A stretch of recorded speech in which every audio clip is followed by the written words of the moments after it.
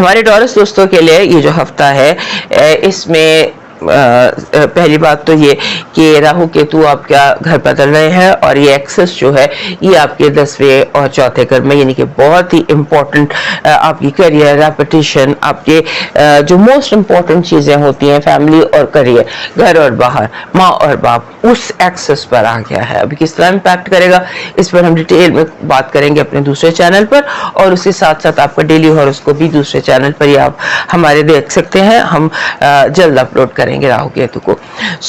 ये जो हफ्ता है आपका 26 से जुलाई से लेके 2 अगस्त तक, इसमें ऐसे लगता है कि जैसे आपको कोई भी बहुत एहतियात करनी है पहले अव्वल, क्योंकि एक गलत स्टेप भी जो है वो आपके लिए यानी कि लाशऊरी तौर पर कुछ ऐसी सिचुएशन है आपके अंदर कि आप जैसे अचानक आपसे कोई काम हो जाए और उसे डिस्टर्बेंस पैदा हो जाए, अचानक आप कुछ कह देते, अचानक आपकी दिल की बात जबान से निकल आती है। ये वाइब पिछले हफ्ते से आ रही, अचानक आपकी जबान से कोई ऐसी बात अदा हो जाती है जिससे सब लोग नाराज हो जाते हैं। इसका आपने ध्यान रखना है कि तमाम के तमाम लोग भी आपसे नाराज हो सकते हैं और आप का जैसे बना बनाया काम खराब हो सकता है। अब और इसमें कोई इंटेंशन का हाथ नहीं है, लेकिन वैसे ही बहुत ज्यादा इस वक्त मामला जो हैं वो बढ़े हुए हैं। फाइनेंसेस के हवाले से आप जो है इन्वेस्टमेंट के हवाले से बहुत ड्रामा दिखाई देता है आपके इर्द गिर्द। ऐसे लगता है कि जैसे आपको हर जो रिलेशनशिप है ना आपकी, खासतौर पे रोमांस में, वहां पर बातें सियाको सबाक से हटकर बयान की जाएंगी, यानी आउट ऑफ कॉन्टेक्स्ट आपसे आप पर बातें, आप पर इल्जाम लगाए जा सकते हैं जो आपने कहे भी नहीं, या आपने वैसे ही आपकी बॉडी लैंग्वेज से कि ये इसने रूडली मुंह उधर कर लिया, होता है ना समटाइम्स ऐसी भी होती है कि इसने रूडली मुझे देखा या रूडली, यानी कि जस्ट योर बॉडी लैंग्वेज, आप अपने ज़हन में कहीं खोए में और दूसरे उसे मतलब निकाल रहे हैं। इस तरह के ये हफ्ता है। और उसके बाद 29 जो बन रहा है ये आपके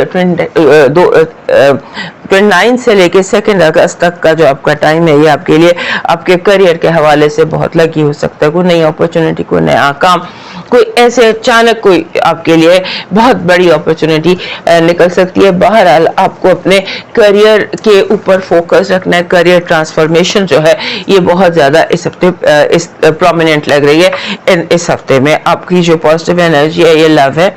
love vibe is very strong and very positive. आपकी नेगेटिव एनर्जी कह रही है बहरूपिये हैं आपके इर्द गिर्द लोग, हर बंदा बहरूपिया है और किसी पे आपने ट्रस्ट नहीं करना। लोग भेस बदल कर आपसे आपको नुकसान पहुंचाने की कोशिश करेंगे। लव वाइब में आर्ग्यूमेंट्स है, बहस मुबाहिसा है, और जैसे आपको लगता है कि दूसरे लोग आपसे ज़्यादा अपने शेयर से ज़्यादा आपसे मांग रहे हैं। आपका लकी नंबर है 57। आपको जो भी हमने सारी सिचुएशन देखी है उसमें लोगों को कंट्रोल करने की ज़रूरत है। 57 कहता है कि अब जब तक आपका जहन किसी चीज़ पे क्लियर ना हो उस वक्त आपने कदम नहीं उठाना। मून मैसेज, पूरा चांद आपके 10वें घर में प्लूटो और राहु के साथ, वहाँ कहता है कि आपको थोड़ा सा एडजस्टमेंट इश्यूज हो सकते हैं जो ये दिन है, इनमें आपको चीज़ों के साथ अटैच होने में, डिटैच होने में, एडजस्ट होने में प्रॉब्लम्स आ सकते हैं। अपने आप को कंफर्टेबल करें। आप अपने अंदर कहीं उलझे हुए हैं, अपनी उलझन ख़त्म कीजिए, सब कुछ ठीक हो जाएगा। आपका जो इस हफ्ते का लकी स्टोन बन रहा है वो बन रहा है थंबल रूबी का। रूबी का थंबल इजीली मिल जाता है। रूबी का ना मिले तो रोज क्वार्ट्स का थंबल ले लीजिए।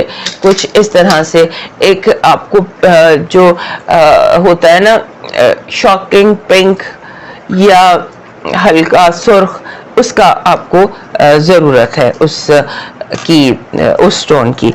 और आपका जो लकी चार्म बनता है वो तराजू बनता है। ये तराजू है, ये आज मैंने अपने लकी चार्म इर्द गिर्द रखे हैं।